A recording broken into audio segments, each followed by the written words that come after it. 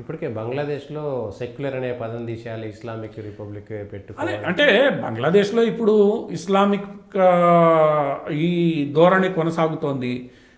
90% మంది మేము ముస్లింలు ఉన్నాం, ఇక్కడ సెక్యులరిజం ఎందుకు మాకు అవసరం లేదని స్వయంగా అటార్నీ జనరల్ అనడం. ఆయన ఏ ఒత్తిడితో అన్నాడో, ఏ ఫ్రస్ట్రేషన్లో అన్నాడో మనకు తెలియదు. కానీ ఇటీవల కాలంలో బంగ్లాదేశ్లో ఈ ఉదారవాదం, ఈ అతివాదం మధ్యలో గట్టి పోటీ జరుగుతోంది. ఈ అటార్నీ జనరల్ని నియమించిందేమో హసీనా. సో ఆయన ఎటువంటి పరిస్థితుల్లో అన్నా కూడా ఈరోజు అవసరం ఏముంది, మీరు ఇలా ప్రవర్తించేదానికి సెక్యులరిజం సోషలిజం అవసరం లేదు అని అన్నాడా, లేదా నిజంగానే ఇది ముస్లిం దేశం అయితే బాగుంటుందని అన్నాడా?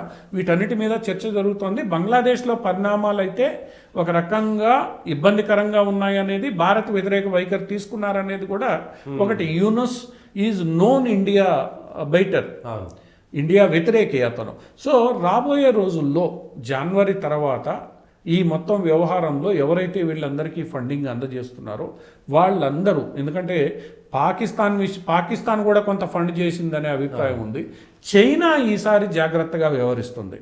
ఎందుకంటే బీడెన్ మెతక వైఖరికి చైనా ఇష్టం వచ్చినట్టు చేసిన, ఇప్పుడు ట్రంప్ లాంటి వ్యక్తి ఉన్న చోట, అందులో ట్రంప్ మోడీ కలిసిన చోట బంగ్లాదేశ్లో వీళ్ళు మెడల్ చేయడం అనేది ఎంతవరకు బాగుంటుంది ఏంది అనేది చూడాలి. ఈ మధ్యలో Bangladesh army chief Indian army చీఫ్తో మాట్లాడారు. సో ఇవన్నీ కూడా కాన్ఫ్లిక్టింగ్. నిన్ననే నేపాల్ నుంచి బంగ్లాదేశ్కి భారత్ గుండా కరెంటు వెళ్ళడానికి అనుమతి ఇచ్చారు. సో ఇవన్నీ కూడా కొంత గందరగోళం, ఆ దేశంలో ఉన్న గందరగోళాన్ని సూచిస్తున్నాయి. రాబోయే జనవరి తర్వాత ఎలాంటి పరిణామాలు వస్తాయి అనేది మనం వేచి చూడాలి. కొంత మేరకు పరిస్థితుల్లో మార్పు రావడానికి ఖచ్చితమైన అవకాశం అక్కడ ఉంటుంది. ఎందుకంటే ఎవరైతే మద్దతు ఇస్తున్నారో వాళ్ళందరూ మద్దతు ఇచ్చే పరిస్థితి ఈరోజు లేదు.